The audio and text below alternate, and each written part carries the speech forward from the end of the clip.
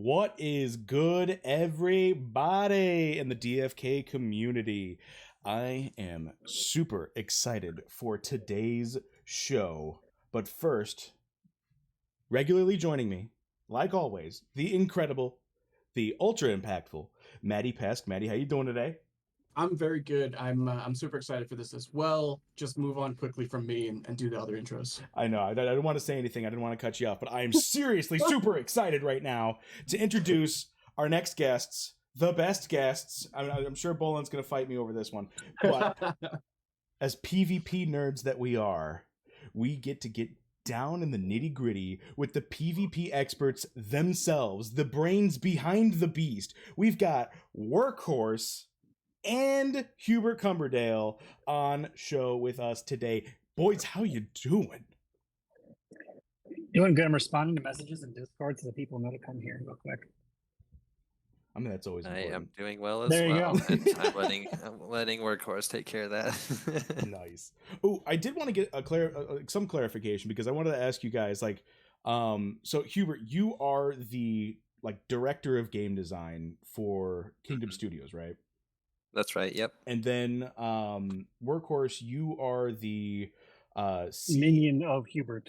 The minion. Okay, the minion of Hubert. I think that's the technical term. Formal title, right? Yeah. That's what's on the resume. It's a good piece. I like that one. But Wisdom Labs is essentially like contracted out, right, for creating this particular version of DFK PvP, right? Sort of. Yeah. So we are brought on board. Wisdom is a third party that contributes to the greater good of DFK, but we're involved in many more pieces than just PvP. So I have my hands in a million different pies that Hubert basically brings me to. So being Hubert's minion actually is not too far from the truth, actually, which it's not a bad gig. I'll be honest. It's a pretty good one. But we're working on all sorts of different things, some of which I'm pretty sure we can't talk about. So I'll let Hubert lead that one, and then I'll chime in on the stuff that's okay to talk about. But it's much more than just PvP.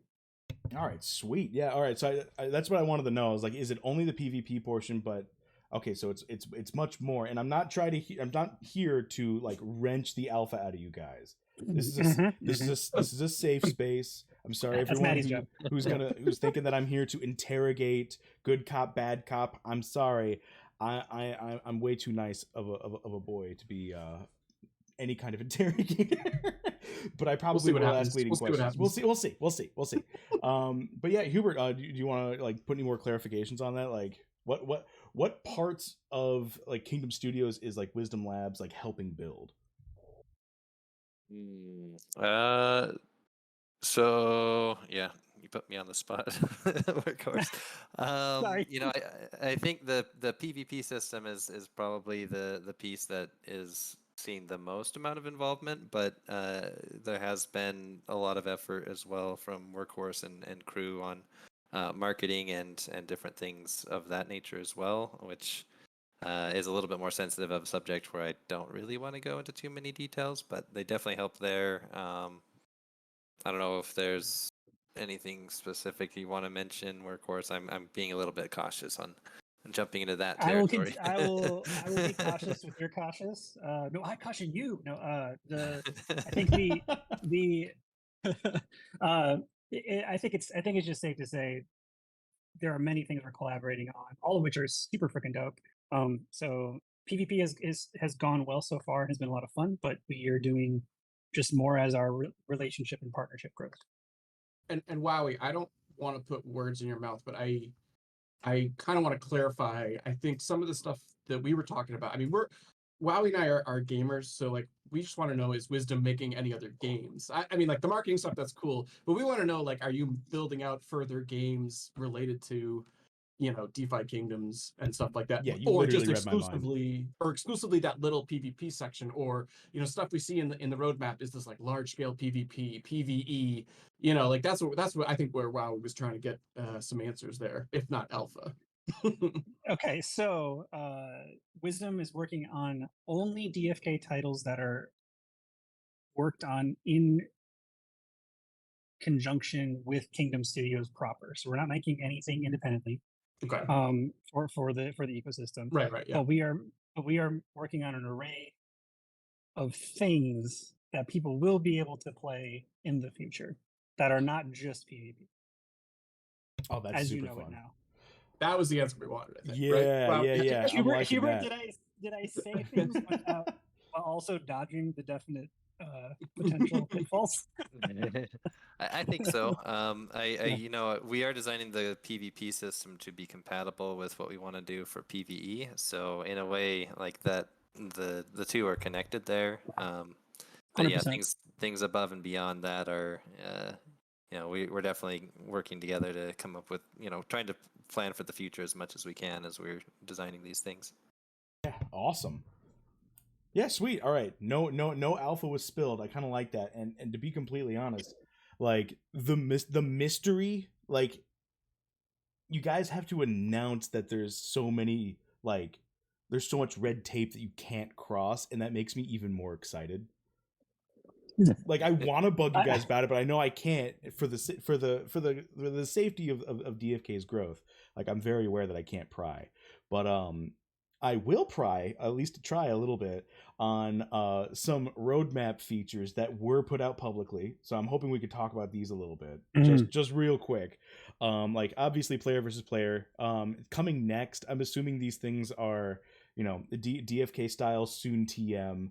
But I'm assuming these are like, you know, that's industry wide. Soon TM. Soon, I mean, that's soon not, TM. Yeah. But I'm assuming like the coming up next is like a quarter or two. And then the long term is probably like year plus. But there is one thing in particular I wanted to talk about in the long term, and that is the large scale PvP. What are the intentions behind this? Because I've seen other games that have like a raid boss PvE element where you're competing against like other guilds or something like that for either time or how much of a giant like impact of damage or some other usage on that thing. But what's the intention here? Because this got me really this piqued my curiosity hard. Are you talking about the pouring mode where it's 99 players in one pouring? Is that the mode? Yes. I think so. That's the mode. Details on that, please. Can we get more details on that? We actually made that and then shelved it. Oh no. Because it wasn't beating him? We were unable to beat pouring. Yeah, unbeatable. Our simulations, we couldn't beat him. We couldn't beat him. One pouring versus three. We actually just removed his heroes from the battlefield, and still it just worked out. Couldn't beat him. Yeah, that's fair. Actually, Hubert, this question might really be yours. I came in being a jerk, but really, it's your question. Yeah, and I just wanted to clarify, make sure I heard the right thing. Did you say large scale PvE or PvP? PvP, which I'm assuming, I don't know why I assumed, but I assumed that it had a PvE element to it. But yeah, the large scale PvP, like what's the intention here? So yeah, on the PvP side, I mean, right now the combat system is 3v3, and so we are aware that many people have a lot more than 3 heroes. So coming up with ways where you could have either larger teams against each other or have kind of like a many teams fighting each other for kind of like a what's the right, like not King of the Hill, but what's that game? Really any of the, not Capture the Flag, but all the just elimination games. There's a lot of them that have come out. And Red Rover. Can't think of any of these names right now, but there's so many. There are so many. Apex Legends, I guess, is one example where it's where it's kind of like dwindling you down to having like one team as the final winner. Or Battle Royale. Battle Royale. Royale. Yeah, Battle Royale. That's the term. Sorry, it's such a simple term, it just wouldn't come to me. But yeah, something of that nature. That's a lot of this is still very conceptual. So we need to get a lot of things in place first. So we kind of have that as when we get there, we'll start getting it more fleshed out, but something kind of along those lines. I think we could also do things where you might have like a large roster of people, but then you choose who you're gonna go like actually go into combat with, and like you kind of go against like teams of people as well.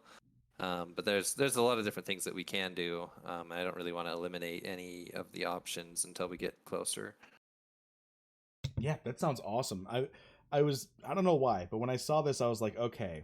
But the first thought I had was like, it's a guild based game mode, right? And I was thinking like, okay, we got like a castle, we've got people like situated in certain areas, and rather than a like castle versus castle, who gets more points or whatever, it's more about like who can rise, who can like PvP through the ranks that each guild has assigned themselves. That's I just like that idea a that lot. was just something off the top of my head when I saw this. And I Yeah. was like, this could be something really interesting. Yeah. But no, that's super cool. And can I jump on there too, Wowie? This is, and I should have the reference and I don't, but Bolon and Risen did an interview like 2 months ago where they were talking about how there's different realms and there's different in classic gaming you'd say servers, right? But in this case it's realms and blockchains. And so the idea of like who can get the better stats on what realm or blockchain, I think is a really cool idea too, of like Clayton boss was beaten in 4 days versus the GFK chain boss was only beaten in like 3 days. Like I think that would be kind of cool stuff too. And then I don't know how that would interact with like the groups and guilds and stuff like that, but just the fact that you have those different realms, I think it opens up so many cool ideas between them. I like that a lot. I mean, Yeah. Bolon kind of alluded to it where he was kind of mentioning like any game can be really created on top of the DFK chain network. Like have either you Workhorse or Hubert, have you guys like considered like reaching out, or have people reached out to you guys saying like, can I utilize your NFTs to do like a platformer adventure game or something like that? And is that something that DFK wants to facilitate in the future?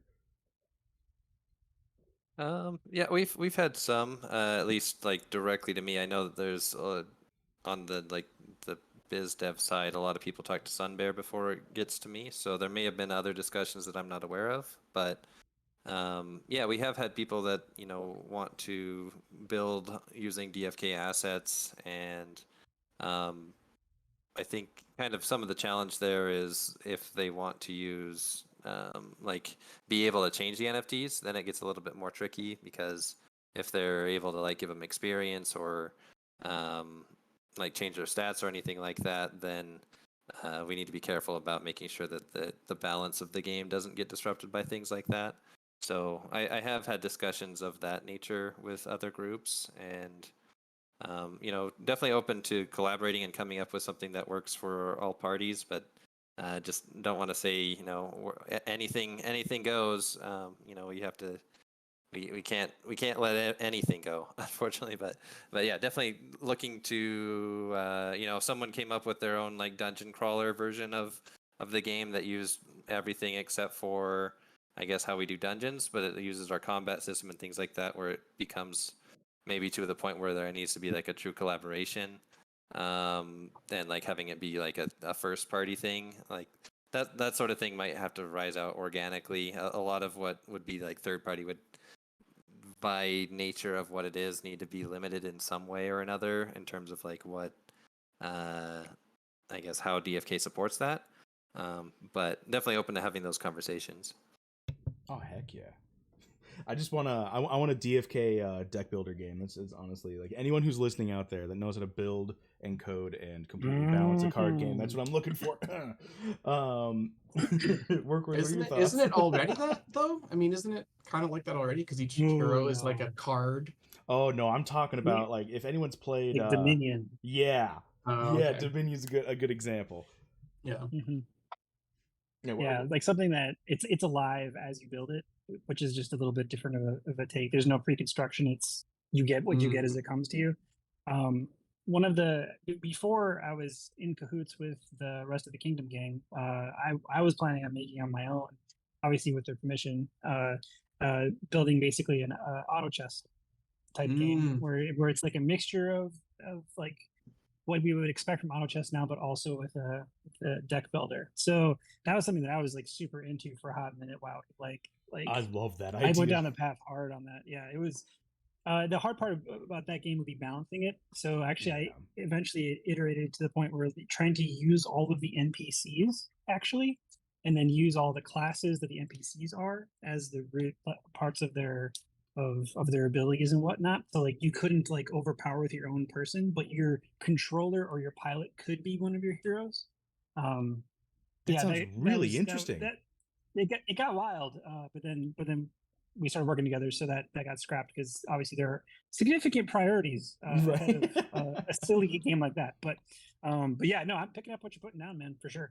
Oh heck yeah! I mean, I would love it. Just for reference, right? And honestly, this is super refreshing to hear that like this conversation has already taken place, and like the thought of how would we balance it in terms of not only like the game itself, but the overall ecosystem of DeFi Kingdoms. Like that's really bolstering, honestly.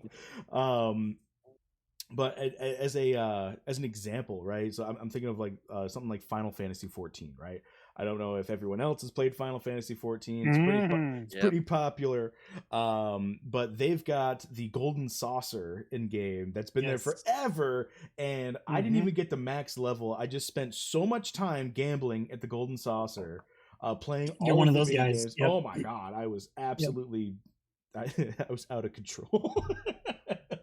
But yeah, I would love to see something like that. Not necessarily like a DFK casino, even though that has been brought up a couple times, where people could just like, go in with a certain amount of gold and then like have chips to bet that's, okay, and cash out their gold. But I understand how that would negatively impact the ecosystem. But yeah, I'm really glad that those things have been thought of, and it makes me even more excited for the project in the future.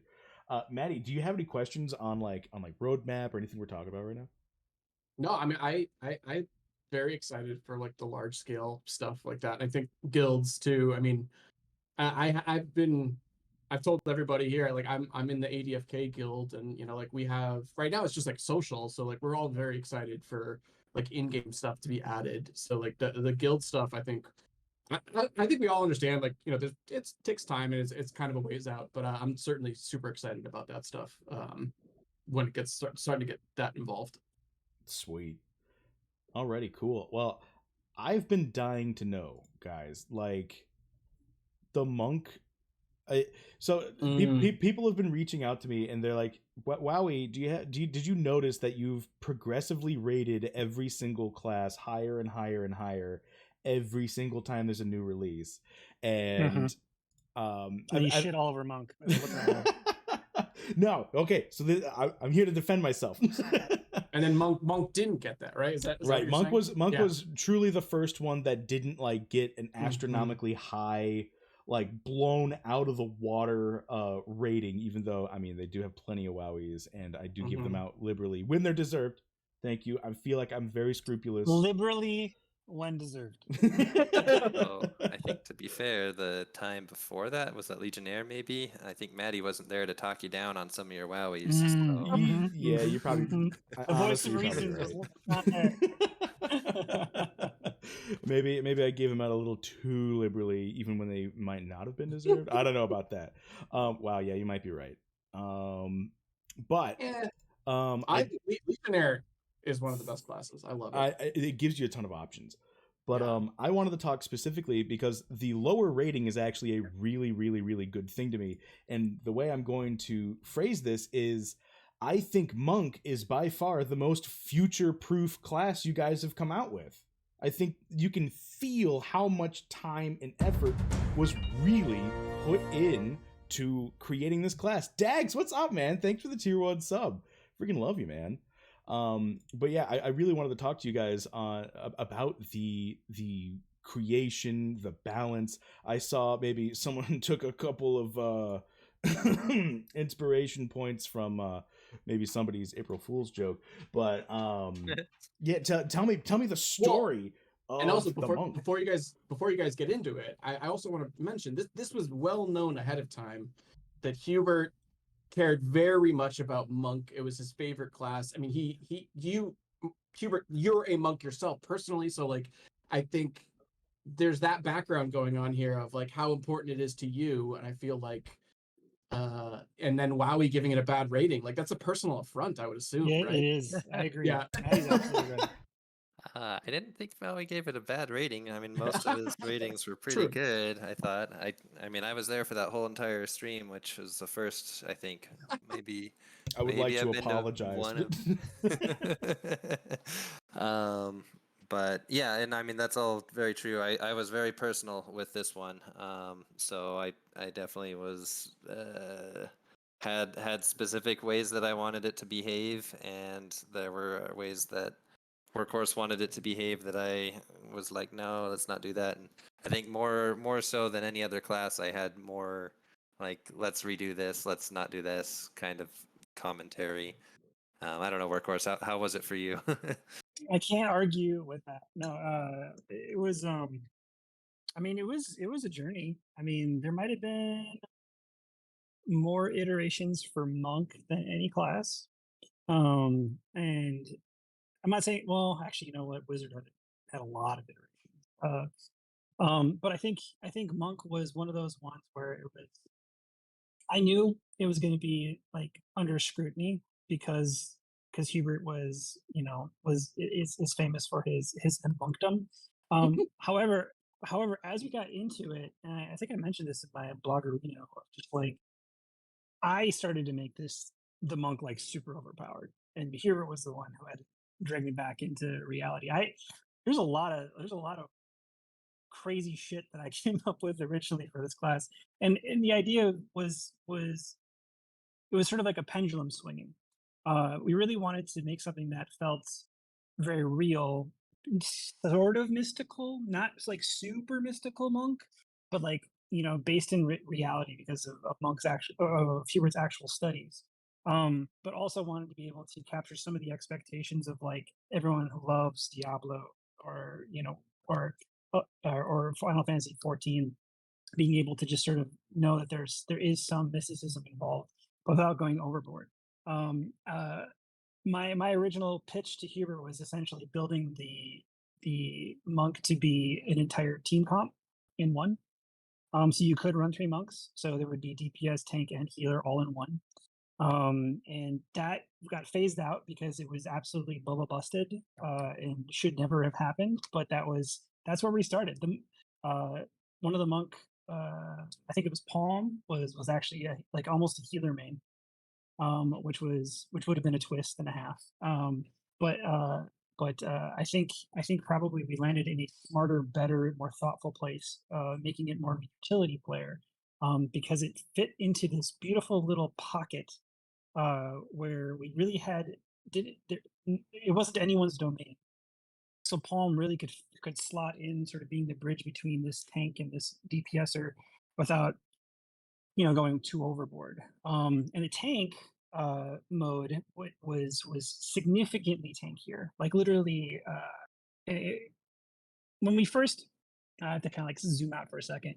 When we first started working together, we did all of the classes like right away. And Monk, and like a lot of the decisions we made early on, like to spec out classes, were ridiculous now looking at them in hindsight. And Monk was probably one of the more ridiculous.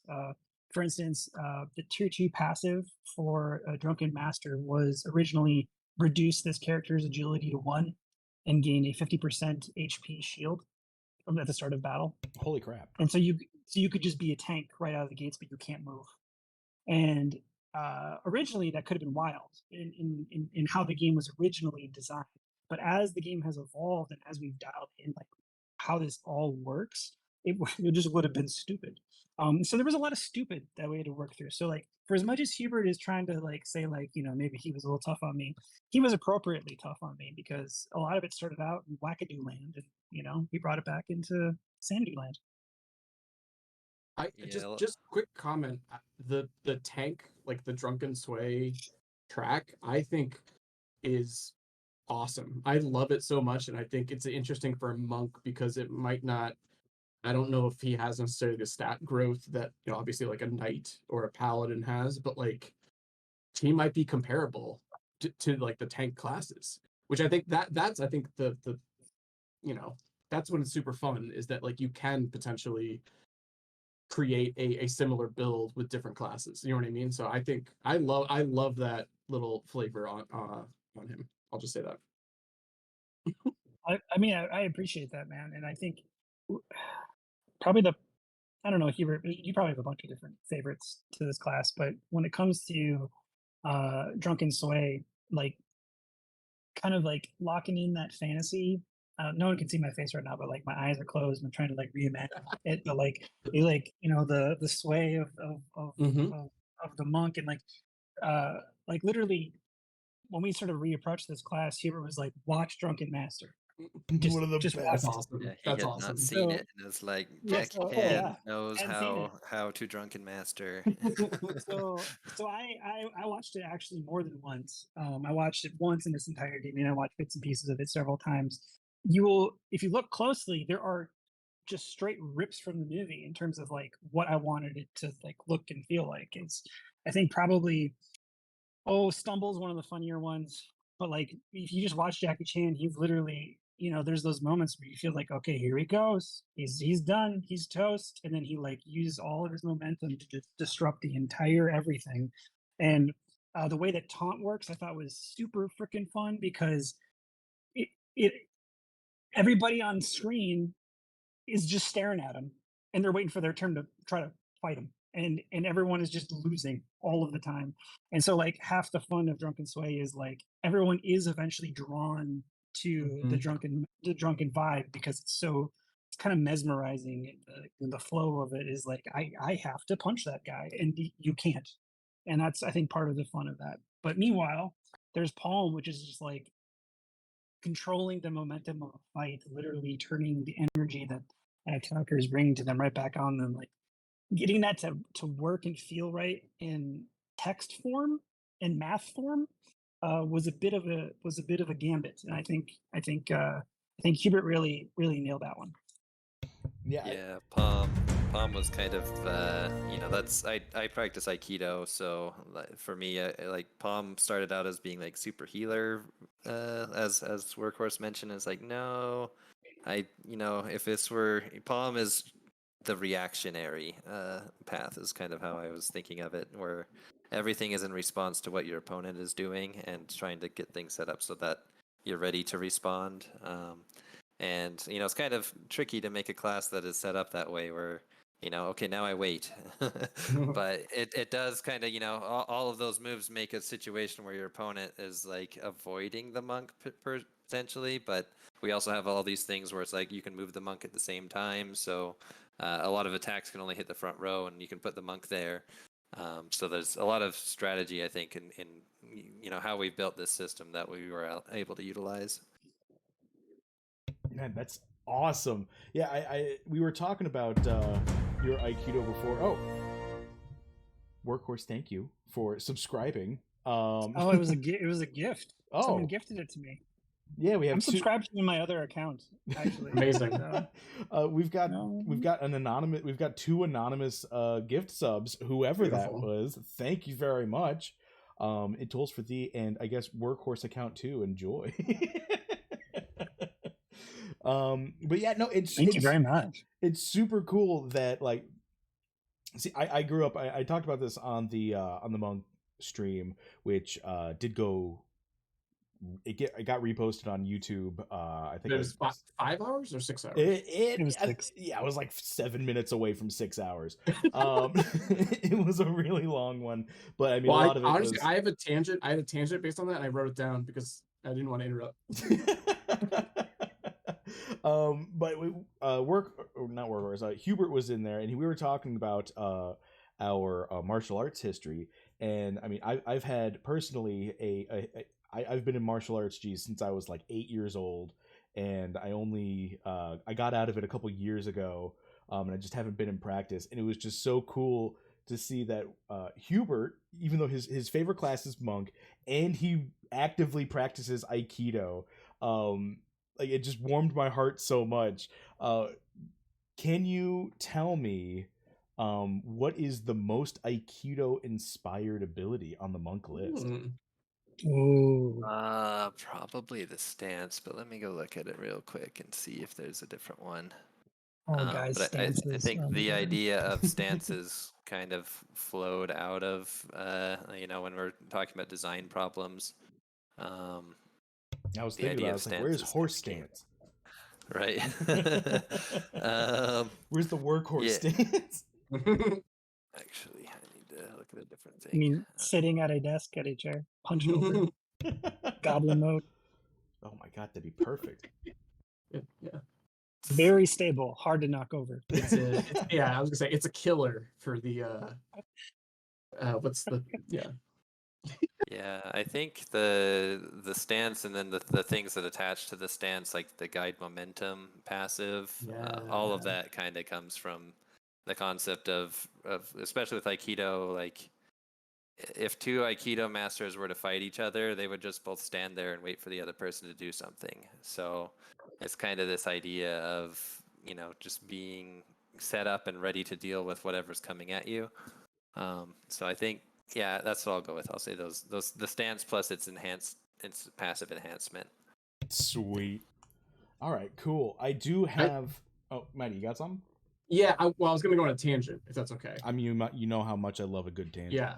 So this goes back to what you guys were saying about like the design of the game and stuff like that. I kind of want to ask you guys this specifically about Taunt.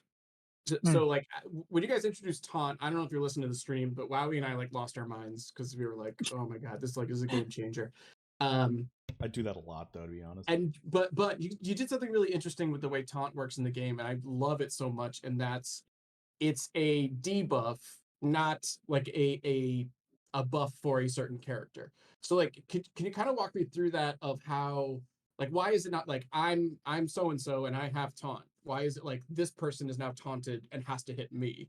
Well, why was that decision made? I mean, is there any reason to it, or was it just like that's how you guys thought of it? You want this one, or you want me to take it? Yeah, I'm thinking about. You go ahead, and I'll add if I have anything to add. All right. So in MMOs, I'm a tank main. Yeah. And so I taunt things. Things hit me. That's it. There's Yeah. no deeper thought in terms of it just feels good. I don't know how else to put it. It just was in the setting of 3v3 dudes staring at each other from across a pitch. Like it's I didn't want it to feel like Hearthstone, where you had to like get Sure. past a dude, 100%. right?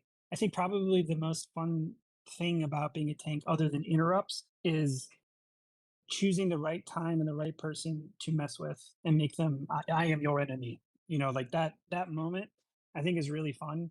And when designing this game, I think about the viewer and like broadcast experience way more than I probably lead on, because I want this to be an esport. I want people to watch this and be excited and have fun. And it'll take a hot minute for us to get there in terms of like the visuals of it all, because that just will evolve in time. But in terms of like and Hubert probably rolls his eyes whenever I say this, but I talk about esports moments and like I think it's the only reason he approved Highlander by the Warrior was I was like, this is an esports moment, dude. Yeah. This is a final game.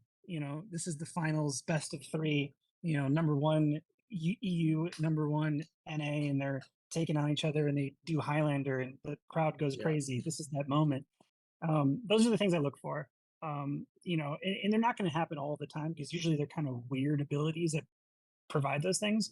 But with Taunt, I think knowing the game so well, and knowing your opponent, and knowing what your opponent's heroes can do, what their cooldowns are, what their amnesias are, how much mana they have left, the things that they're holding, and then taunting the right dude at the right time will show mastery at such a fantastic level that I think people will just fucking golf clap. It's just going to be like, yes, like that kind of stuff is the stuff that I really enjoy. And I think tank players in other games love those little moments too. And that's the way to kind of replicate it here. And I think just on the technical side of things, like having it be on the something you're affecting your enemy with versus something that you're hero has. Like if you think about this, the psychology of a taunt, like they're the ones that are affected by the taunt, right? You could just be cool and be like, yeah, I don't care about your taunt and laugh at them or whatever. But like if they do get taunted, you know, they are the one who's been mentally challenged by it, right? And that kind of leads into things where it's like, okay, then this could be cured using, you know, like cleanse.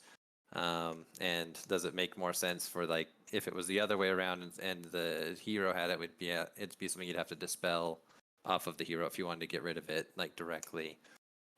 So I think just feel wise in terms of like realism as well. There's a lot of times where I pull in realism just to think about like, does this feel like it makes sense? And I know we're making a fantasy game with magic and stuff, but there's still like an aspect of that where I would like it, you know, if it feels like that doesn't make sense, then I'm probably going to say something about it. So not that I'm sure, I don't think that much thought went into us. Just I don't think we really debated it when we were saying, yeah, No, just all good. Yeah. Yeah. So. No, I like it a lot. Sometimes it happens.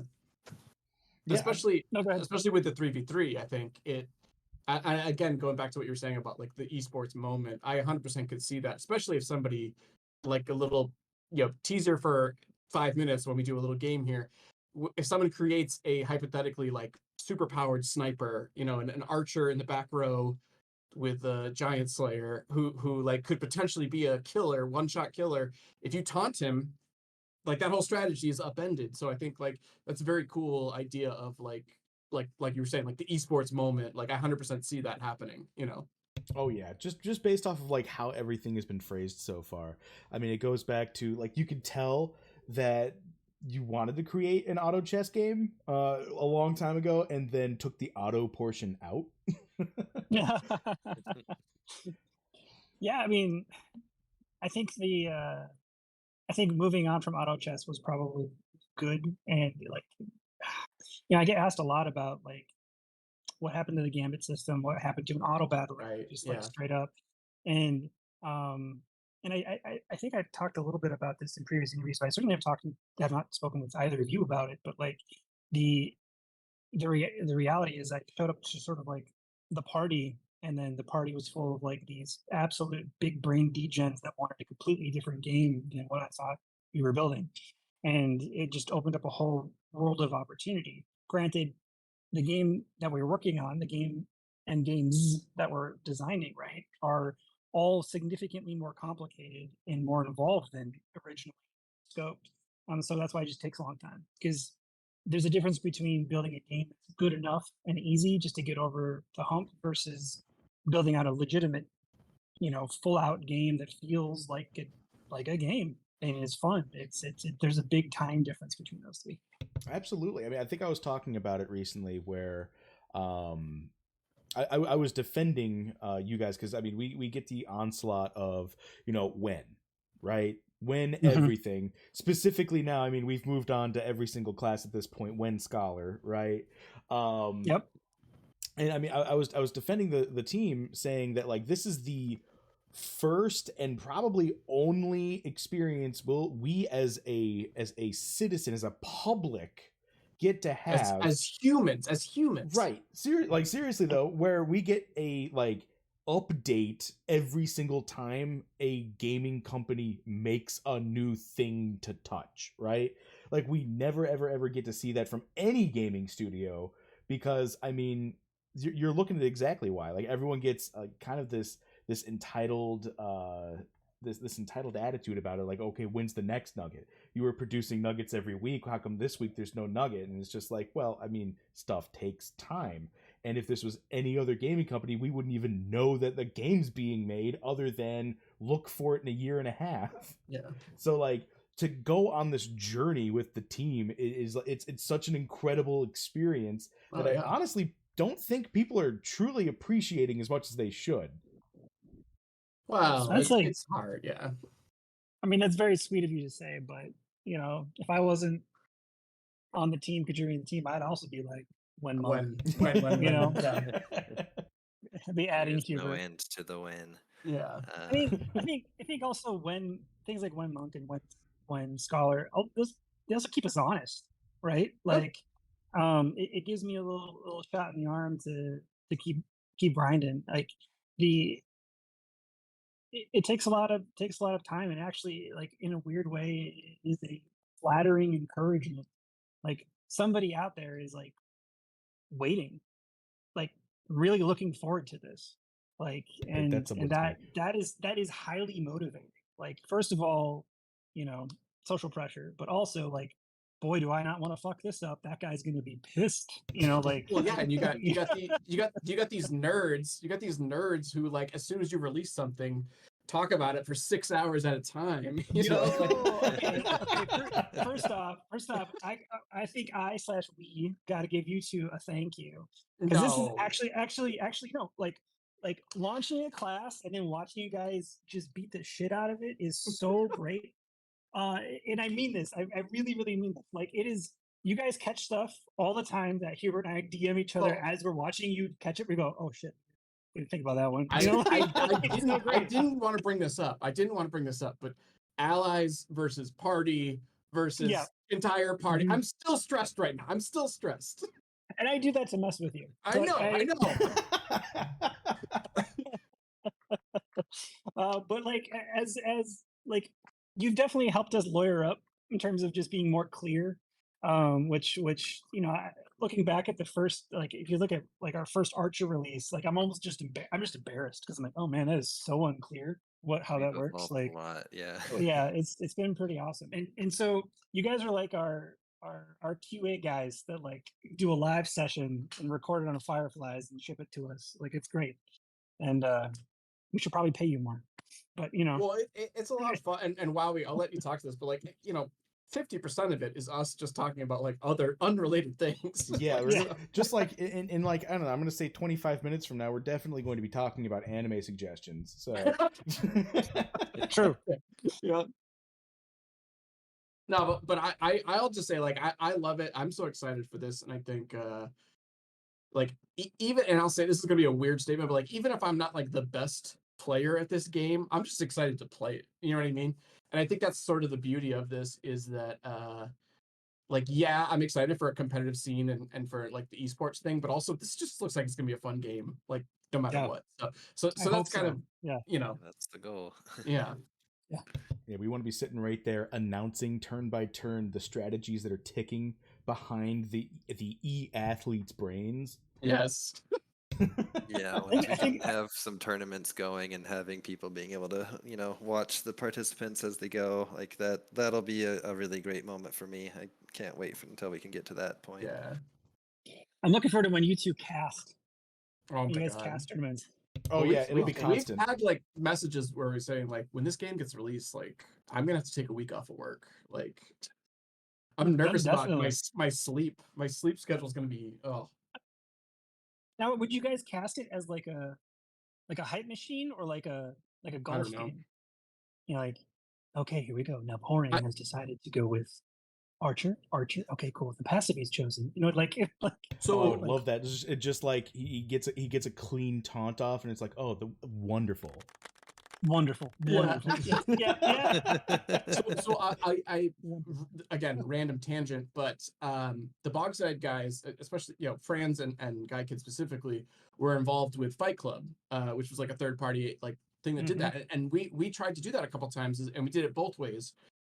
We did them live, which it was hard to follow, but then also we had the recording of the battles like afterwards, and it was a lot easier to then say like, oh man, he did this move this round and stuff like that. So it is kind of nice having it like prior and then like being able to like react to it because what's going to happen. So I don't know. We'll have to think about that.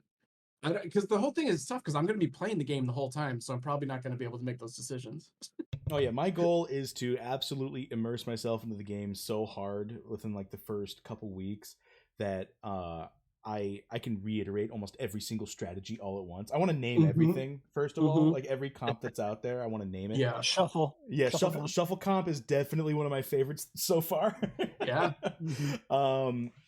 But yeah, no, I'm going to be all about it. I really want to get into the deep strategy because there's so much here, and you guys can work with a ton of stuff. Actually, this is a great question, and you guys probably can't reveal too much, but I guess, and this is going to be a really general question, but stats right now. So we're talking about competitively when the game comes out. Stats are going to be king, I'm assuming. I mean, we'll see. But like, do you think like common and uncommon heroes are going to be able to compete competitively, or are stats going to be king and legendary and mythics are going to dominate? Or do you think there's a scenario where a team of common and uncommons could compete? You want this one, or you want me to take it? So I guess I'll start and you can jump in. I think that there's also one other piece to that, which is equipment.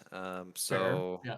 and that's kind of a big piece, right? Like Yeah. we're designing equipment to have the capability to kind of scale off of stats. So there may be some weapons that are just have a lot of raw damage but don't scale much, and others that have more scaling but not a lot of raw. So there may be kind of if you have a common hero, maybe you'll go for some that have more raw damage and less scaling, just so that you can get a little bit more out of it. But I think a lot of it will come down to strategy, and we are trying to design each of the classes to have different options. So like I do think it's possible for a common and uncommon team to beat a team of mythics. It's going to be harder because of the stats for one thing. Yeah. But I think we could also do things like have different tiers of tournaments, where there's all commons only, or like have some sort of scoring system where you can only have like 400 points worth of heroes, and each hero has a value tied to its like rarity and its rank, if it's a Dread Knight versus an archer kind of thing. So I think there's different ways that we could do it to try to balance out, just because by virtue of the way the system's set up, like definitely Dread Knights, the elite classes, mythic classes, they just get more stats as they level up, and some of them, and they also start with more stats too. So they're definitely going to be stronger, and I think there's a place for that where it's going to be like basically the Mythic League, where it's mythics only participating, and it's like really like everyone's trying to shave off that last little digit to win kind of thing. So I think we might have to react, I guess, to the scenario. Like if it were just always free for all and that was the only mode we had, then it might not feel the best to be like all commons. But that's not to say that you couldn't pull through with the right strategy, because we're definitely have so many different ways that you can approach combat at this point that I think no one's going to be able to predict exactly every scenario, and be prepared for every scenario. Well, and Workhorse, I want to hear your opinion too, but it's not the end of the world. I didn't mean to make it seem like it was negative. It's not the end of the world if commons and uncommons are losing like that. I feel like, not that that makes sense, but like, yes, if you're going up against a team of mythics, I should hope that there's an advantage to the team of mythics. I don't know. Well, stats are the thing. Yeah. The more stats you have, the more base stats you have, the better your dudes are going to perform. Totally. That being said, is it possible for you to compete with the common or uncommon on a battlefield of mythics and legendaries? Sure. Is it going to happen very often? Probably not. And Hubert's right. We're gonna launch a bunch of different modes of how to play this game. Everyone's gonna have a happy place and maybe more than one, maybe like 10. And so like there isn't if you don't own a bunch of mythics and you don't want to be a tryhard, you're still gonna have a million things to want to do. That being said, if you want to be the very best, like no one ever was, you probably want mythics. Nice. You probably want to be stoning and ruining frickin' everything, and you want to be juicing that thing. You want to be grinding to find the best gear. You want to find the best weapons. You want to that. There are mythic raiders for a reason. Those are the ones that get into it beyond everyone else, and that's why they are at the tippy toppy 1% of the game. And this game will be like that in many ways, but in other ways it won't be. Like I love economy. That's like my favorite part in like any game. And I know that I'm going to have a lot of fun interacting with the universe that the team is building, that the world building is going to be there for me to enjoy everything beyond PvP too. PvP is only one facet. I mean, I think Grady has called me out for this one a few times, but it's just 1/50th of what we're doing. Like there's so much. And the day that Hubert sat me down and I think Hubert, it might have been a 3-hour chat where Hubert just hit me with the whole giant hill of beans of what is being built, and it's incredible what is ahead of us. We just have to get there. And PvP is important, and it will be the basis of many things, how we build things, but it will not be the end all be all of the whole gaming experience. Okay, so let me get this straight. There was a meeting between Workhorse and Hubert where Hubert laid out the future of DFK. Mm-hmm. Yeah, it was awesome. Oh, Yep. what a meeting! What a meeting that must have been. Guys, I was giggling like a schoolboy the whole time. It was awesome. I wish I could tell you all the salacious details, but it was awesome. Amazing. That's amazing. And it opened up the whole thing, and it changed my creative approach to it as well. Of like, okay, so this isn't just bashing skulls. This is a without sounding too about it, but like this is like a huge global feeling fantasy. Oh, that say has it. to be Say the achieved. word. Say the word. Yeah. Say the word you don't want to say. Come on. It's a metaverse. Oh no. Oh. All of my friends are All right, here. all right. Mark Show myself, Zuckerberg and the guys. humans. I know. Mark Zuckerberg I and the hate humans. to, but you're right. I think Yeah. yeah. I want us to all feel like we are living in this space, and we are participants in this universe, in this other culture that is built around this amazing world that Hubert's been building out with the gang. Like it's awesome. And so this is my way of laying foundational work to make sure that all of it starts to make sense as it adds up to the end all thing. And there's a whole lore team headed up. I don't know if I could talk. Hubert, can I talk about this? The lore team. I'm not sure what you're gonna say, so I don't know. Oh, I'm just gonna say, yeah, you can. Yeah, you definitely can. Beetle Dude and SBD are leading a lot of the lore decisions, and they're brilliant. Beetle Secret Sauce is a great writer. Had no idea, came out of nowhere, and like the two of them have teamed up to build out just like a wonderful, beautiful, fantasy-rich environment. That Well, I mean, even regardless, it's coming. Yeah. Regardless of their skills, the two of them are so ingrained in like every part of the game. Yeah. I feel like anything they come up with is going to be on point, just because like that, like the everything goes through them. Everything flows through the art to get it out. Mhm. So, Yeah. I mean, that's awesome. Yeah. And SBD's rework of the art, that was awesome. Incredible. Super cool. That was awesome. I remember Yeah. Hubert when we first started talking, and that was kind of a pipe dream of like, oh, wouldn't it be great if we could redo the art? And it actually happened. It was amazing. Don't let I your loved it. pipes be dreams. Yeah. Excuse me. I'm glad we had a technical reason to do that. But yeah, I think in general, that's, bringing everything, when we first started, we only had well, I wasn't even on the team yet, but when I had joined, and I think heroes hadn't been designed yet when I first joined.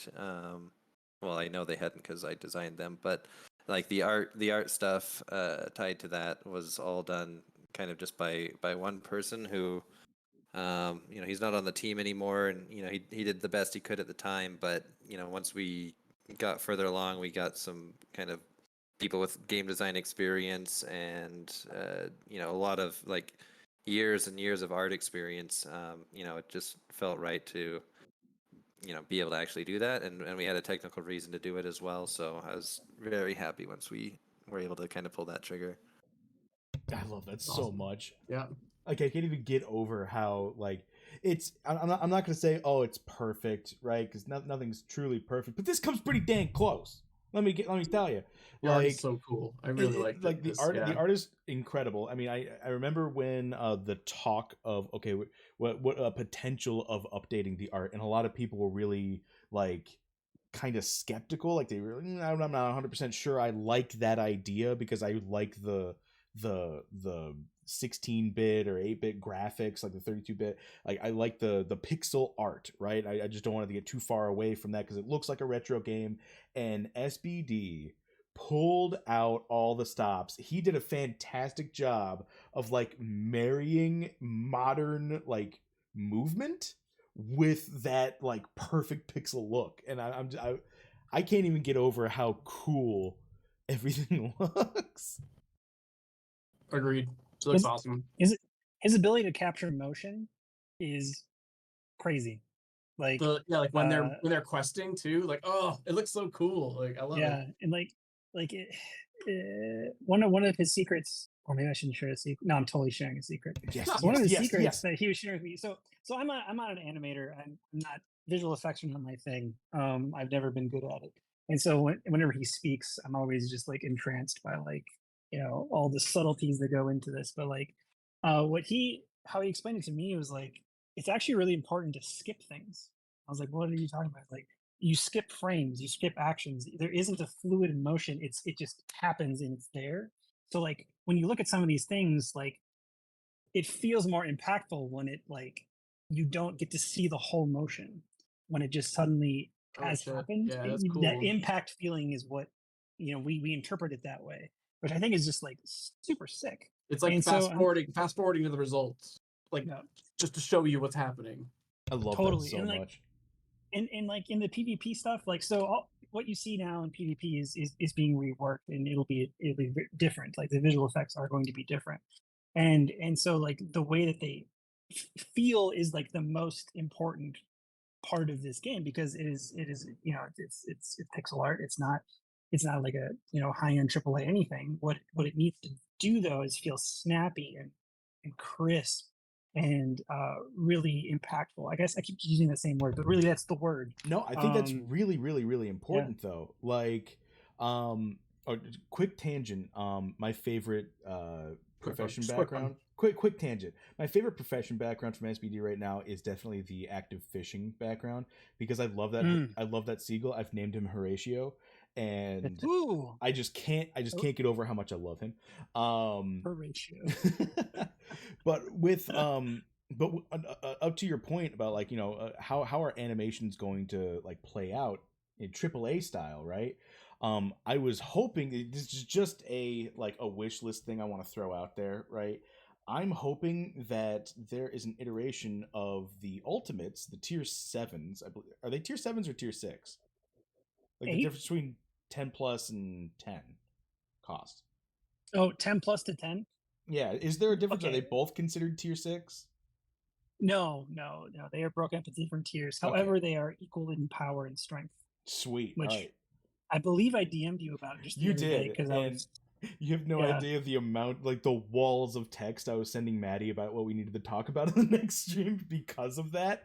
But then when Maddie comes back, I'm gonna flame him and we can get into that. He'll love that. But when the scholar comes out, I'll definitely be going over it for everybody.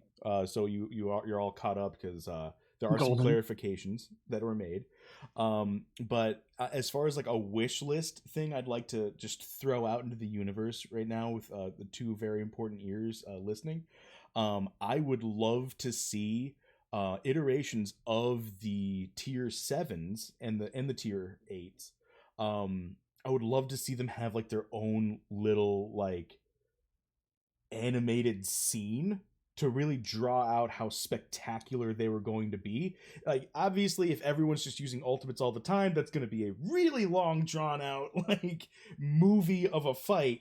But, I mean, even something along the lines of, like, if it crits, you get the special animation or something like that. I really want that to happen. Well, need I remind you of my eSports moment vibe? No, like there's a Dread Knight. Oh, nope. Yeah, no, go ahead. Yeah, there's a priest skill. What was that last part? Like the miracles for priests, like those need to be crazy moments. Those are going to be very hard to do. That was on my list of questions, actually. Okay, but what are miracles? Okay, so that's the only class that is categorized outside of the 3 paths. These miracles. Okay, so Miracle is going to have a blog. It's going to be a thing that comes out. Right. It will require diagrams and a whiteboard and me spelling everything out. But basically, you are rewarded for doing really hard things in a single fight. And if you're able to pull off some of this stuff, I think those magical moments will have to happen. Like those beautiful like cutscenes where everything, you know, I can't help but think about that one scene in that one Star Wars movie where the spaceship gets shot through the Star Destroyer, where it goes to black and white for a second. I'm not gonna lie, I'm not the biggest fan of that interpretation, but that was like unequivocally incredible. I mean, I wasn't a huge fan of those movies, but like that scene I like where that scene a lot. yeah, that It scene stopped me. that scene was like breathtaking. It made God, Literally, you know, like I was in the yeah. theater like I need to So- start breathing again. I must have just felt bad about the rest of the movie around that scene. Yeah, we Word. just that movie was only the scene had to exist, and so the movie was made to make the scene happen. So, That's I- good canon. I like that. so when Dread Knight cast, never mind. Are you doing this We'll on move purpose? on. Are you doing that on purpose?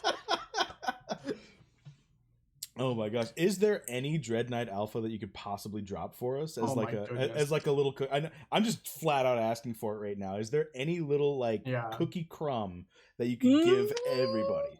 I don't know. Hubert hasn't approved it yet, so I Hmm, don't think I can come out publicly with anything. So darn. there, It will There incite is- dread. it will.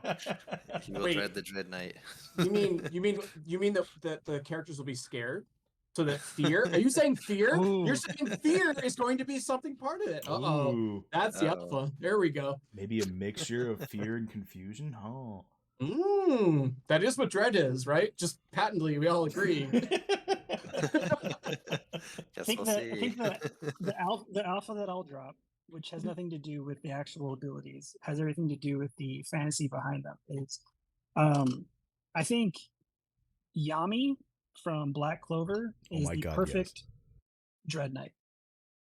That Wow. Everybody has homework assignments. yeah, that is huge. Well, speaking of homework assignments, and speaking of what I said a couple minutes ago about us talking about anime, Oh my god, yeah. I would like to take just a couple minutes to tangent here because our good buddy Maddie here It's true. is just now getting back into the world of anime, and I would love to hear your guys' top recommendations for him. Yeah. So this I'll give you the prep of as a young child. What is high school? Lad. Young adult. I watched Inuyasha and like some kind of basic stuff. I've seen like half of JoJo, but like I want to get more into it. I've seen One Punch Man, so I've seen like some basics, and I'm ready to get like further in. Right? I'm not like a complete noob. I'm ready to get like further in. What are the recommendations there? So you're talking to two very different anime type lovers, where We I agree actually more than really disagree, but yeah. we do. But I really like slice of life stupid shit. Okay. Yeah. And which like it's not the most popular genre. Yeah. I'd say off the cuff, just like straight off the rip, for you just to kind of get into it, especially if you've only, you're only 5 or 6 anime series in. Yeah. Just Demon Slayer. Start there. Okay. Like Demon I've Slayer's seen that on good. several lists. Told me. like one of the few anime that is better than the manga, and Interesting. controversial maybe. Yeah. Highly. But the highly controversial. The animation is, I would say, untouchable. Hmm. It Okay. is gorgeous and amazing. The voice acting is excellent. There are ups and downs. Every anime. It's not every anime is all just hit after hit episode, but it's very good, and it's something that I think that if you aren't super deep into the genre, it's enough for you to go, okay, I want more after that one. Well, I'm learning that in JoJo, chapter 4, or how are they just broken down, Wowee? Four is Oh, the part best 4. one. Part 4 is a good Part one. 4 is the Or best. it's insane. Every episode is insane. Part 4 is my favorite by far. This guy has cooking abilities, and then this one has makeup abilities. Yeah, It's I could have a insane. 6-hour stream just by Yeah. itself on JoJo. But yeah, so I'm getting a hint of that, of like the insanity every episode compared to the one before it. Thanks for the follow, Boomer Curve. Hubert, what about you? What are your anime recommendations? Because I believe you and I were syncing up pretty good in the last stream when I was talking about some of these. We were, I think Demon Slayer is definitely a good recommendation. If you're going for like the shonen vibe, like things from Jump or related or similar, I guess. Like Jujutsu Kaisen, I think is one of my favorites that's been Very out good. recently. As far as and that's like the shonen vibe, where it's young adults facing adversity in some crazy way, as anime does. Like it's pretty formulaic in that regard, and some might say like Jujutsu Kaisen's a ripoff of like Naruto, perhaps. I said the same thing about Black But Clover. yeah, I mean, yeah, I mean, they all kind of are. It's a in some formula. It's way, fine. but, Yeah. it is. But I'd say Kaisen probably has some of the most like interesting interpretations of that genre. Like, 100% really agree. fresh approaches. Also the fight scene, they just like bananas. The fights the whole using like the Japanese version of curses and curse energy is just very cool in how it's portrayed. And when we talk art style and like the quality of the art, I would argue that Jujutsu Kaisen is at least the same level as Demon Slayer, if not better in some regards. It's very like for high, me, and the music's killer too. Oh yeah, the the music's soundtrack. really good. That's the mixture of like being very serious and humorous at the same time. Like Demon Slayer has that as well, but I guess it's a little bit more maybe I don't want to say childish, but a little more slapstick in some of its humor. Like the lightning guy, I always forget his name, but like that guy, he gets on my nerves a little bit in Demon Slayer. But And I love that guy. but it's a little bit like more serious like humor, I think, in the Jujutsu Kaisen, and the character Todo is like the best monk that I've seen. Like the way he talks about like there's an episode like it's pretty far on, but he's teaching someone else how to use curse energy in the right way, and the way he describes it very much like it pushed all of my buttons on when it comes to like talking about martial arts and how to visualize it and think about it in kind of a mystical way. Like that scene by itself and those episodes around it just were like, oh, I was so pumped, and my moe power was so high. If you know what moe means. But Toto is definitely best boy in that one. Yeah, Toto is awesome. But so yeah, that's my recommendation, I guess, when you're talking shonen. Yeah. I mean, there's a lot of different genres of anime, and you can probably like, oh, what if anime like more of this, like slice of life, even. There's several different options there. Well, I think. Yeah, I feel like I'm not at the stage where I like even can say what type I like. I need to just get a little bit of everything, Yeah, he's still an anime baby. It's true. Yeah. I told him Just like wait. I will die on a hill saying that Gurren Lagann is unequivocally the best anime that's ever been created. And then everything else is just good after it. I mean, it's not that it's bad, but Gurren Lagann's just the best. Gurren Lagann is like, if I were to relate it to math, I would say it's an exponential function. Yeah, that's exactly what I was saying to Maddie earlier. I was like, it's like compound interest in a show. Okay. Yeah. It always ones up itself the entire time, all the way to the end. Interesting. I'm kind of surprised I didn't hear Konosuba come out of somebody here. So, first of all, you asked me for a recommendation. True. Yeah, Somebody who's new. It's a different request. I'm a noob. But yeah. Like, okay, Maddie's like my favorite stuff is so stupid. Like, it's so stupid. Like, actually, I made Hubert watch Konosuba, and he was like, Ian, what the hell? Wait, you don't like the isekais, Hubert?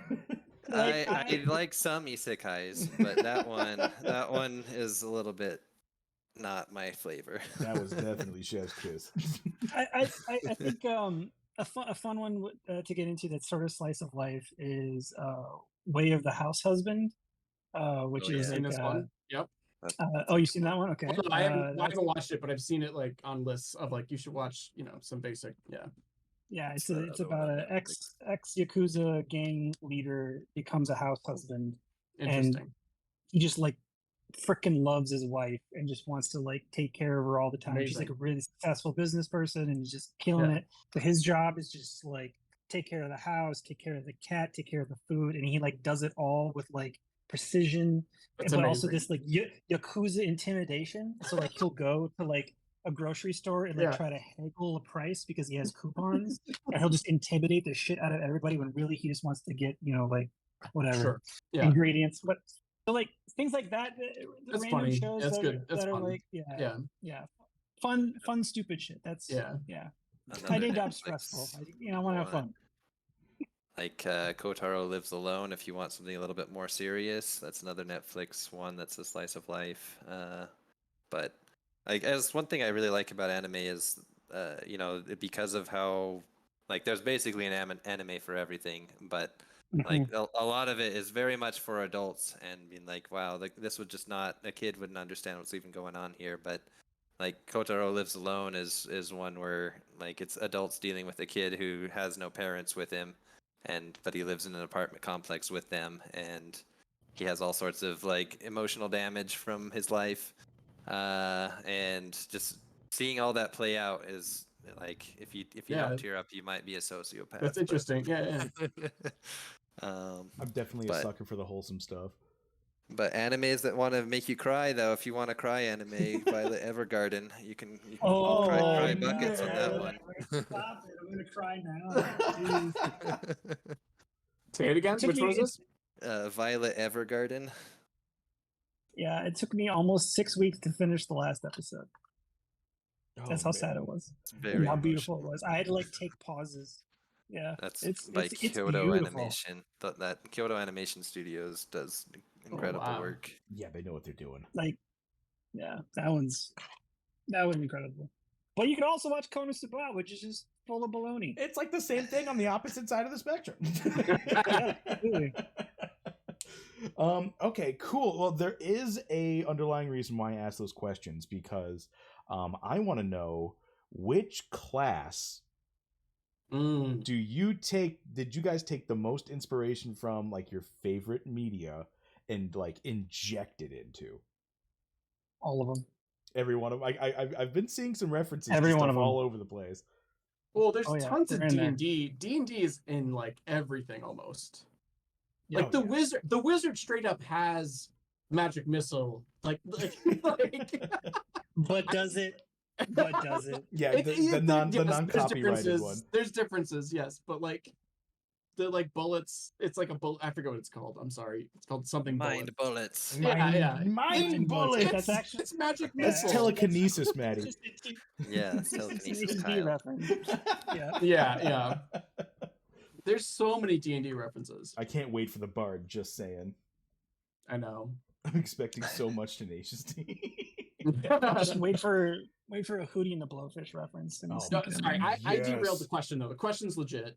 What classes from other media have you guys been pulling from? Yeah, I'm not kidding. Every class has something in it from something that I love. That's That's great. amazing. No, that's. I mean, I'm not kidding. I mean, it does almost feel like a cop-out, but I totally get where you're coming from, and I love it because it's a legitimate answer. Well, like here, if we just run down the list real quick. First of all, Warrior. I mean, Highlander. Literally the God, TV yeah, show. yeah. Highlander. Like that one's just on the nose. There can Who only does be it? one. And again, I'm sorry for rating this a B. I mean, Seer. Much of it is built around my favorite deck that I used to play back and when I used to play Magic the Gathering super hardcore. It was called Timey Wimey Wibbly Wobbly was the name of the deck, and it was a I had turn taking fog deck, and it was a Oh, nightmare to man. play against, and no one liked me, and it was great. You're I that hate blue playing player. against blue decks. Yeah. It ran 12 fogs and 8 board wipes in it, and it was Yeah. incredible. no. And then I eventually don't I want to play with you. I don't want to play with you. Yeah, nobody wanted to be friends. Berserker literally, like, I mean, I think you got that might have been the one that I went Yeah, you gave publicly a the most ton of ham details on. Yeah. on Berserker. Yeah, I that enjoyed was the lore episode of Berserker. yeah.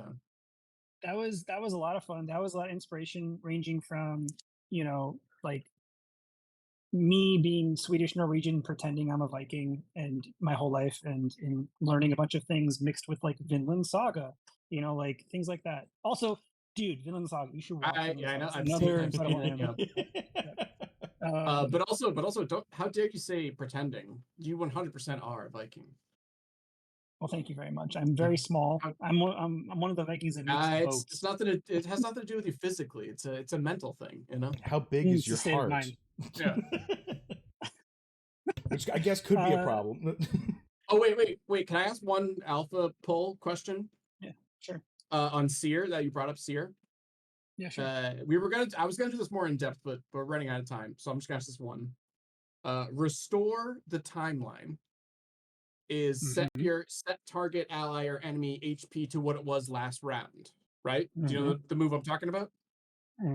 If they were dead and were resurrected, do they go back to being dead?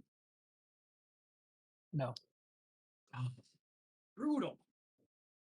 Because dead is a different category than hit point. Yeah. Yep. Interesting. But we could probably make it do that. Hubert, what do you think? Yeah, I think we're gonna need to address that one anyway.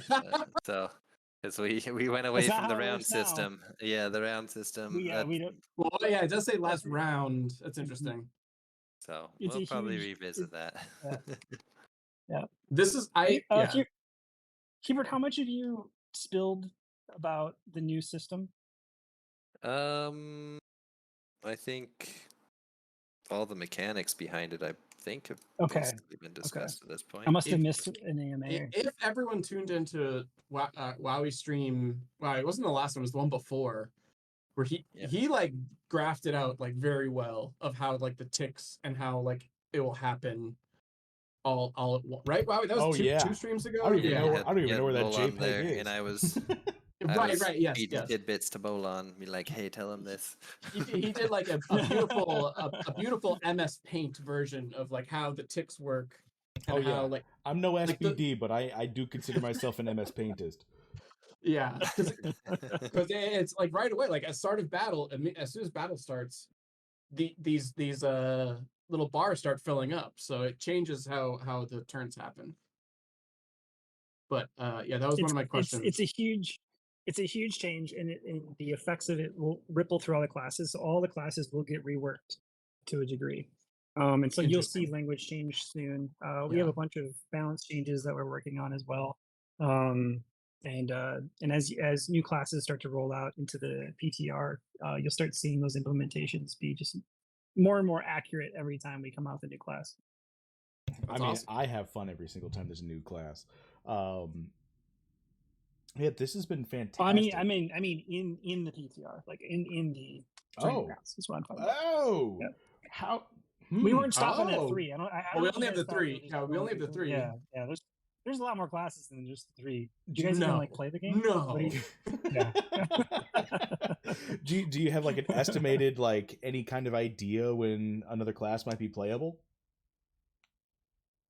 I don't think I can dig into it without showing my hand, because there's been a lot going on, and a lot that we haven't been public facing on. So I think it's reasonable to say that we can answer that question later. we do have active, like there's active work going on towards classes. I can say like some classes are actively being, coded up. So I'm working with the dev team every day on classes. Yep. Oh, that's awesome. Okay. Final other alpha pull try. Traits and skills. What is the order that these things happen? Specifically, Archer. You got to know what I'm talking about. Archer has a giant killer is a skill that the Archer has, but giant slayer is a trait that has the exact same abilities. Which occurs first? Are they additive? Are they multiplicative? Right? Well, I hope it's multiplicative. Multiplicative. How does that interact in terms of if somebody has a trait and an ability that kind of do the same thing? All right, here, let's map it out. So you want to do so you have an Archer that has Giant Slayer, which is a passive. It says I do. Yeah, I have 2 actually. This is a strategy I'm specifically trying for myself. So for those of you keeping score at home, Giant Slayer says that if the target enemy possesses greater HP currently than this hero, so your Archer, deal 30% bonus damage to heroes, 10% bonus damage to monsters. So you care about the 30%. Right. And then On the archer, He's got a skill that if the opponent Called- has more hit points. Giant Killer, if target enemy possesses current HP that higher than 0, deal 100% bonus attack damage. First of all, it's going to get nerfed. Second of all, Yeah, I'm sitting here reading this and it's like, oh, man. so currently, as it stands now, the trait would trigger first, then the skill. Interesting. Okay. Cool. However, it almost doesn't matter because they're both passives. Right. And those two would add on top of each other, I believe. No. It would be 100% that's of the the 30% part. on top of the 100%. Yeah. There you go. Well, Honestly, maybe. so I mean, great. this has to be programmed, right? So, like, I- like a lot of it is how it's programmed, and like, Hubert coming in and being like, "Hey, shut up." I think most efficiently would be like anything that just increases your raw damage output are all going to add together, and then your result, like it'll that's be my thing. the raw damage multiplied by that percentage. So once. if whatever the attack was 10, and I had the plus 100% and I had the plus 30%, it'd be Plus 130%. 130%. Yeah. Right. Yeah. Right. Yeah, if we start Interesting. doing like multiplications on multiplications Yeah. and things like that, it like could get for one, that's insane, yeah. difficult to program it that way. And then it could get pretty insane. Be like, oh, these interactions don't work. We have to change things. So I think additive is the safest approach for us. Makes sense. Yeah, perfect. Okay, I mean, I'm still going for archers with Giant Slayer. I don't think it's a bad idea, to be Yeah. completely honest with you. Oh, it's not a bad idea. Yeah. It's not a bad idea. That's one of the ways, full circle back into combo. Well, I guess you were talking about rarity before, in terms of just like Right. classes. Basic versus advanced and elite. And whatnot. Totally. Like, Yeah. this is Archer's way of punching higher than it Mhm. should. Competing with elite classes is tough for a basic class, and so having these things in there is very important. Granted, they can't be super abusable by the subclass, if it's a subclass, which is why we have the 15-point Caparino on those things. Yeah. So finding that sweet spot. Well, that will was be I tough. had another question about the monk Yeah. super move, but you know what? Yeah, we pulled you guys for too long. I do- For too long. I do have one last question. If this is where Yes. we're going to be ending, I have I can one- stick around a little bit longer, guys. It's Oh fine. yeah! All right, cool. I We're- probably can't. My wife's made the food, so. All right. Well, I got one question then, Hubert, if you're going to be taken off. Actually, you were here for it, and I have your answer here. But I'd love to extend it. It's going to be it's going to be a re-ask, honestly, for Workhorse. But in the AMA this last AMA we had, I asked everyone, non-alpha releasing, right, but personal preference wise, what class would all of the devs really, really, really enjoy seeing added to the game? And just to recap for everyone at home who may not have participated in the AMA, Frisky went first, and he said he would really like to see something like a Geomancer or a Red Mage. Very cool. A Red Mage is kind of like a fencer, wizard combo. Beetle Dude, of course, said Chef, and I really enjoyed. I enjoyed his answer because he's like, I don't know where that started, but I'm on the bandwagon for it. I was like, oh, yeah. Oh, wow, he playing dumb here. Great. I wonder where it started. Magnus said that he was a big fan of Death Knights, but that's already kind of there's themes already of Death Knights. But he would be really interested in seeing the Demon Hunter, World of Warcraft class in the game. Hubert, you were saying that you'd really like to see the Necromancer. We've heard Necromancer a lot, and I think that's a really good idea. I think I've heard it from Bolon and Risen. They both want to do it. And me. Oh yeah, I think it just works perfectly as just another flavor, right? Speaking of which, Sunbear said that he wanted to create some sort of Bolon Risen hybrid roller derby muscle wizard. Which I thought was a great idea. Not 100% sure how that would work out, but I don't know what that looks like. But I am here for it. Yeah. I just want a big lumberjack on roller skates. You know what I'm saying? Yeah. With Bolon's face. Yeah, right. Dreamer said he just wants Bard 2. More bards, the better. More bards. More bards. And Bolon said an interesting thing that he would like to see is like a lancer that attacks from a mounted position. Interesting. Which I thought was kind of an interesting concept to have in combat. With or without a mount, maybe as a separate NFT, but that's going a little bit too into the speculation territory. But I'd like to extend the question to you, Workhorse, and to you, Hubert, if you want to give another reiteration. What? Just personally, yeah. Just personally, what kind of flavor would you like to see added to the class list? Hubert, you go first. I think I'm going to stick with Necromancer, so you can go ahead. Any particular reason? Probably because of Diablo. I don't know. I think Necromancer is one of those interesting classes where it's like, this is good, like a good class. Like, they're not evil. They do things for good. It's like, in Diablo they do, but in most cases, Necromancers are generally the bad guy. So I think it's kind of cool to see, you know, a good bad guy or a bad good guy, I guess. Yes. I don't know how to say that. I love that. Is that the anti-hero? Yeah, like an anti-hero class. So. Oh, that's cool. I think the Necromancer is a great choice too. I think you guys have played Heroes of the Storm. Zool is a Necromancer in that game. I love that game. And Zool like does a bunch of really cool abilities. Like he has a bone prison that's really neat, and that would be a really fun mechanic at the game. I think Jar of Spiders would be pretty sweet to add in. A Jar of Spiders, that's Nazebo. Oh, that is Nazebo. Whoa. Yeah, that is Nazebo. Yeah. I know Heroes of the Storm very well. But in terms of my answer probably would have been, if I were in the AMA, it would have been Geomancer. Because I think Geomancer will be killer. I definitely have thought about that class a lot. But I have a whole list here that I'm referencing. Probably the one that I don't know if anyone would think of and probably will never make it in the game would be a Wushu Whip Master. Excuse me. God bless you. So, you guys watched Castlevania? Yeah. It is the Morning Star, the Morning Star weapon. So it's like a chain, and at the end of it is like a little knife, and so you like use your feet. Oh shit, that's cool. Yeah, and like you whip it around. Like it's not Go-Go from Kill Bill, right? Is that her name? Yeah, Go-Go. She has something like that. Yeah. I'm not gonna lie, I get really excited about this. It's like a chain crazy, like it requires incredible coordination, and it's the physics, you're just crazy. I would love to play a Belmont. Oh my god.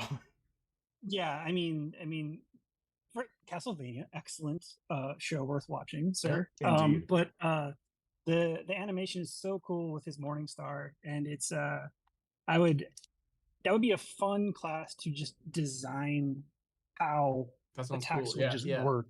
Yeah. And there's so many cool, like one of my favorite things about Thief is laying a trap, right? The tripwire, and using the Morning Star to hook somebody around their foot. Yes, to push that's such a cool idea. Yeah. Over the tripwire, like the interactions, like that class in my mind would be one where you have fun. it to interact with the other two people almost, and that could be a lot of fun. But it's not going to happen. That's not going to be in the game. That's not going to be unless. Well, there'll be yeah, there's no more weapon types. I have another question. I have another question that's gonna like open end a whole nother conversation. So Hubert, if you do want to call it, I would do it now. Let's hear it.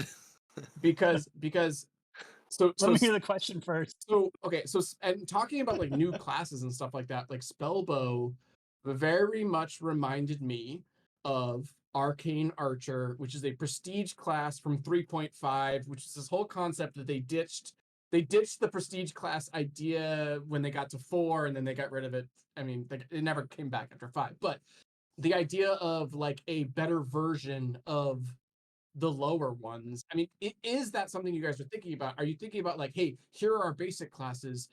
If we're going to make advanced or elite, we need to make sure that they're better, quote unquote, or does that matter? You know what I mean? Like, is that part of the thought process when you're thinking about new classes? Or could Necromancer literally be, 2 random classes combined become a Necromancer? Or is there any thought process in terms of like those levels and like what it becomes? So there's more Good question. thought now. Yeah, Yeah. more thought now than there was initially. Initially why does Archer and Thief make Dark Knight? It just does. Right, which is fine. Like, it doesn't need to. It doesn't need to be explained. Like, yeah. Right. With Spellbow, I think a lot of the process in deciding that was, what are we missing? Like Sure. we don't have anything else that Mhm. uses a bow. We don't have many our classes that use magic are all like heavy magic, and the ones that and then everything else doesn't. Like we didn't really have much of a hybrid class, so and so that's kind of where that came about, is like, what are we missing? What can we do here that's different? And yeah, Spellbow, we were also like toying around with like a kind of like the red mage idea, where it was like more of a sword user. It's like, well, we already have tons of sword users, so let's think about other ways that we could do this. I was but just yeah, thinking about Spellbow as a red mage, where red mages can resurrect mid battle, right? They have a battle res. So the Spellbow just shoots you with an arrow that brings you back from the dead. I love that. Oh, that's so cool. I Shoot love a that dead body. idea. The revitalizer. But like, they still have to hit. Like, if they miss, oh, imagine they have one Just bow, shoot the dead one right out arrow of you. that does it. Yeah. Shoot the dead right out of Holy crap! I love this. Has been so much fun, guys. And Hubert, I know you got to go soon, so I'll go ahead and wrap this up. This has been so much fun. I seriously hope you guys can come on for a show sometime in the future. Honestly, I'd love to make this, a daily thing. But obviously we can't. Well, wait, Wowee. So when they release Scholar, do you want them live while we give our reaction to I think Scholar? I think that'd be super fun. Wow, If you okay. guys would be into it. Ooh, I think I'm busy A then. lot of hours. Yeah, Probably will be tuned in at least to some of it. a lot of For hours to sure. put in there. Yeah, get ready for a 10-hour stream with 4 guys on it. But yeah, I mean, give it like a month or so, and you get like a little bit of a community update in terms of like PvP. I'm sure I always have questions, right? I'm a curious guy, but guys, Oh, I thank have you. like 8 more. I'm not gonna lie. Yeah, there's a lot that we're not getting to, but that's why I'm opening the invitation's open, you know what I'm saying? But seriously, guys, this has been absolutely fantastic. I'm sure everybody's been loving this. Thank you so much for coming on. Is there anything you guys would like to say before we head off? Promotional beats. Okay, hold on. I'm supposed to do follow me on Twitter. 0x Workhorse. I'm gonna get it. I'm starting up a Discord for Really? Yep. So the company I work at, called Wisdom, we have this location at the Mall of America, which is a fancy pants, beautiful place, and we're going to be hosting a lot of like Web3 meetups and Web3 Awesome. builder That's super cool. things. Yeah. So if anybody watching is somehow close to Minnesota, give me a follow on Twitter. Keep an eye out for those things, and trying to foster a little bit of Minnesota. And that's what the Discord is gonna try and get more. Yeah. That's awesome. You don't have to be from Minnesota to join the Discord, but you can. Yeah. I'm not gonna lie, you've definitely given me the biggest reason to become a Minnesotan. Oh really? Oh, I mean, big it's time. cold as shit here, man. I don't know. I would love it. Well, it's hot as shit where he lives. Yeah, that's right. I need a break. We got 2 seasons, man. It's summer and then slightly cooler summer. That's it. That's all we get all the time. I feel like the way you talk about it sounds like you're a prisoner there. I kind of, yeah. It's like kind of like being in a people zoo and I can't escape. Oh my god. There's not enough water. Hubert, is anything you'd like to toss out here before we end stream? I won't throw out a plug for Twitter just because I never tweet, but just kind of general things. I'm always looking forward to the future with this project. We have a lot on our roadmap, and oftentimes we talked about the crowd before.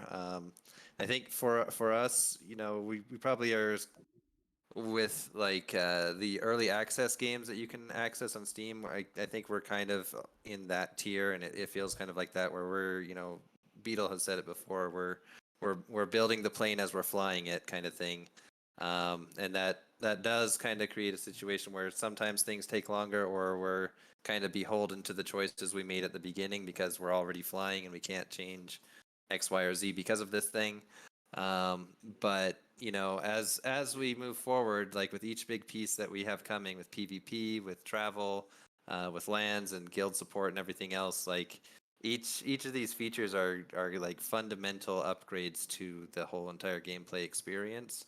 And I'm really looking forward to you know, when we get to that point, and I hope everyone listening, you know, just, you know, have excitement for that. Know that it's going to take a little bit of time for us to get there.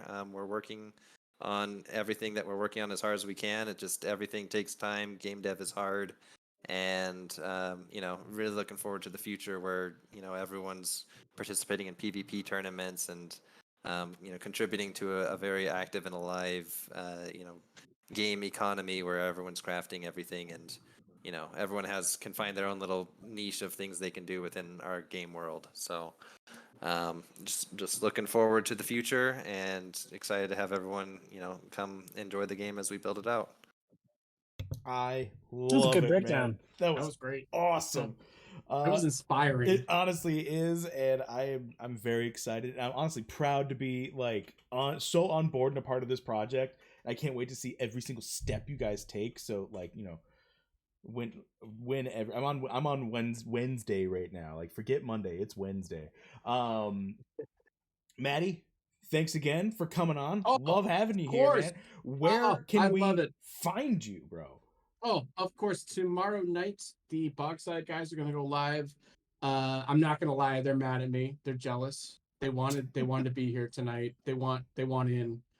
They got questions too. They're probably more intelligent than my questions. I'm not going to lie. But yeah, Bogside is going to go live tomorrow night at 9. You can find me DFK Pesk on Twitter, or is it Pesk DFK? I don't know. I'll put it in the DFK. Yeah. DFK. Is it? Thank you. DFK passed it. But yeah, this was awesome. Thank you guys for coming on and giving us some of your time. I know you're super busy, so this was awesome. Well, thanks for having us, guys. And also, I'd love to hop on Bogside whenever you guys want. Are you busy tomorrow night? Tomorrow night you're in. I am busy tomorrow night. Don't answer that right now. in a couple of weeks, totally. Yeah. And we'll get you. I owe a couple streams out to Raph and Grady too, so I'll try to do the rounds. Of course. Yeah, and we're gonna be here for it. And just for everybody at home, I am the host of the Wowee Show. Wowee, you can find me at 0xWowee on Twitter. It's my handle on everywhere, including the Discord. I hope you all have enjoyed this adventure we've had with hanging out with the PVP Boyz over at Kingdom Studios. Wait, is that her name? Is that a name? Did you just make a crew? Did you just make a crew name? Yeah, the Discord's getting started right now. The PVP Boyz. I don't know if I like that. It will workshop it. We're workshop. But for all of us here at the PVP Boyz Emporium, I hope you guys all have a great rest of your week, and we're out.